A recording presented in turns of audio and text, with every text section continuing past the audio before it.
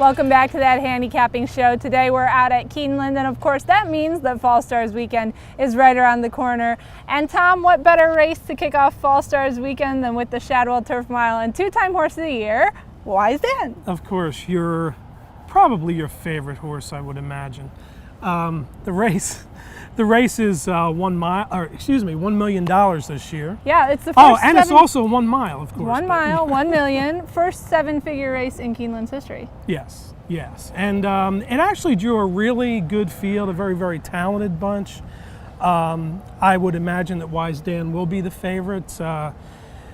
His win in Saratoga after the surgery was rather impressive, I thought, and pretty exciting. And he's been training well, as you can discuss. So, but some other good horses in there: Kaigun, Seek again. Pretty good field. And with some rain on Friday, we imagine that the turf course could be just a tad off. But I doubt that that's going to be a problem in the race. Yeah, it never has proven to be an issue for Wise Dan. We've seen him win in what Charlie LaPresti calls a bog, and Charlie is quite pleased. He's feeling a little feisty the past couple of days. I'm sure that the whole barn would like to get this big race over with, and it will be pretty much the toughest test that Wise Dan has faced coming back from colic surgery, because they put him in the Bernard Baruch for a little bit of a softer race, and he ended up hooking up with Optimizer and pretty much having to fight to get that win, but he is undefeated in 2014 with his two previous Grade 1 wins, the Makers 46 Mile here in the spring, and then the Woodford Turf Classic at Churchill. So yeah, taking a look at the field here, though, it is going to be a tough challenge because you have horses who have come very close to beating him, even though they haven't, and then you have a horse who did beat him. So Silver Max is in, who won the Shadwell last year, but kind of off form. He's only started twice. He won the Firecracker, and then he was 6th last time out, so that wasn't so good. You've got Seek again, you've got Kaigun, who you mentioned, and Optimizer, all horses who have come very close to beating Wise Dan. Yeah, I think the horse to use for wagering purposes is Seek again. Really, really impressive race at Saratoga. Had to overcome a lot of trouble in the stretch to win.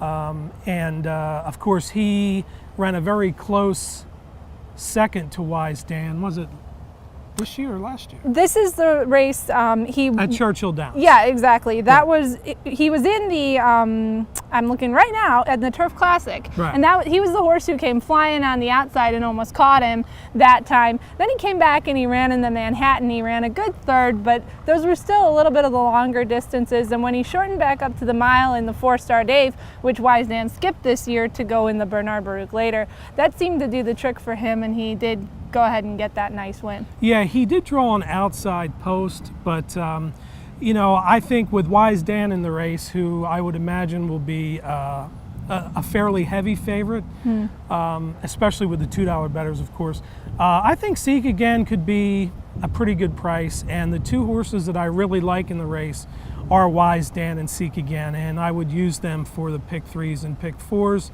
And I would probably put Seek again over Wise Dan as well in an exacta. And then we mentioned Kaigun, and this is a horse coming out of the Woodbine Mile where he was in traffic. He had to be steadied. He finished 2nd. He won the Play the King Stakes at Woodbine for Mark Casse before that start. And I do know that the Casse barn has kind of been thinking that this is a horse that maybe could beat Wise Dan. Norm Casse had made a couple of comments like they were gunning for him, and of course everybody in the race is, but this is a horse who has been close, and maybe you might see him get up and have a chance. Yeah, he should draw some action too. He's run some really good races, and he certainly fits here. So we'll see what happens. Also, lots of graded stakes at Keeneland this weekend, starting with Friday, which is opening day, and then even more on Saturday. We can't talk about them all, unfortunately, but... Well, you know, we could talk about them all, but the show would go very, very long. Right. Yes, but this weekend, like you said, and actually at Belmont, up at Belmont, we got the Champagne, the Frisette, and then Indiana, Oaks and Derby. What else? Anything I'm missing? Gulfstream has their Florida Sire Stakes, and so a lot of action. Santa Anita Sprint Championship, and so yeah, Golden Sense is in that race. So busy weekend, and we will keep you posted at bloodhorse.com. And we want to say thanks as always to Briss for the PPs, and thank you for watching our handicapping show.